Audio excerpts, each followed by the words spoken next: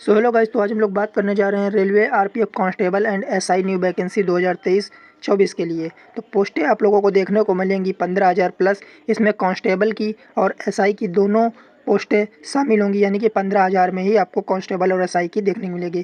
क्या क्या इसमें पूरा प्रोसीजर होता है वो सभी चीज़ें हम लोग बात करेंगे। सैलरी, फीस, योग्यता, selection process, syllabus, PT, dB में क्या क्या होता है, इस पूरी बातें हम लोग डिटेल में आज जानेंगे। तो वीडियो को अंत तक जरूर देखिएगा। तो सबसे पहले हम लोग बात कर लेते हैं। तो ये रेलवे की द्वारा पहली वैकेंसी निकाली गई 2023-24 के लिए।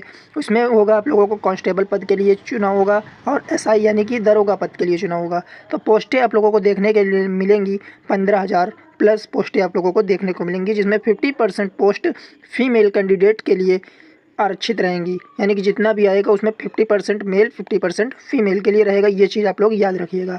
अब बात कर लेते हैं हम लोग सैलरी कितनी मिलती है।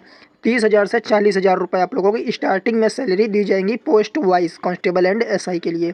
अब बात कर लेते हैं कि आप लोग जब इसका फार्म भरते हैं तो फ़ीस कितनी देनी रहेगी। तो इसमें हम लोग फ़ीस की बात कर लें अगर, तो एसआई और कांस्टेबल दोनों के लिए ही फ़ीस का क्राइटेरिया यही रहेगा।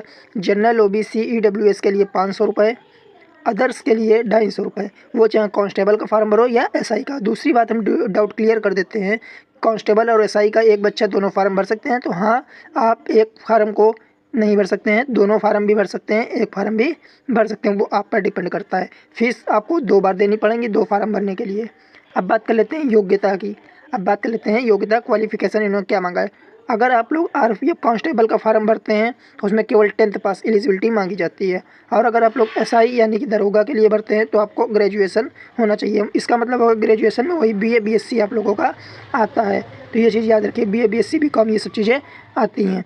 तो अब बात कर लेते हैं सिलेक्शन प्रोसीजर की। तो सिलेक्शन प्रोसेस में आपका रिटन एग्ज़ाम होता है यानी कि सीबीटी, अगला होता है पीईटी फिजिकल एफिशिएंसी टेस्ट, अगला होता है डीबी डॉक्यूमेंट वेरिफिकेशन। ये तो आप लोगों को मालूम होगा सिलेक्शन प्रोसेस। ये कंप्यूटर बेस्ड एग्जाम होता है कंप्यूटर पर। अगली हम बात कर लेते हैं सिलेबस की। रिटन में सिलेबस क्या आएगा, तो 120 क्वेश्चन आते हैं, 120 नंबर के। निगेटिव मार्किंग 1/3 की होती है। ये सिलेबस दोनों के लिए, एसआई और कांस्टेबल दोनों के लिए है। जीए एंड जीएस 50 क्वेश्चन, मैथ के 35 क्वेश्चन, रीजनिंग के 35 क्वेश्चन, यानी कि होगा 120 क्वेश्चन आप लोगों के। और 120 नंबर के होते हैं। इसको 120 क्वेश्चन करने के लिए आप लोगों को 90 मिनट का टाइम मिलता है। 1/3 की निगेटिव मार्किंग होती है, चाहे वो कांस्टेबल का हो या फिर एसआई का हो। अब बात कर लेते हैं नेक्स्ट प्रोसीजर की। सेकंड पीईटी और डीबी के लिए मैं नेक्स्ट पार्ट में वीडियो बनाऊंगा, तो उसके लिए आप लोगों को देखना हो तो चैनल को सब्सक्राइब कर सकते हैं। अगर वीडियो पसंद आए तब भी आप लोग चैनल को सब्सक्राइब कर लेंगे, जिससे आगे की सरकारी नौकरियों से रिलेटेड सारे वीडियो आप लोगों को समय समय पर पहुंचते रहें। तो थैंक यू गाइस वीडियो देखने के लिए।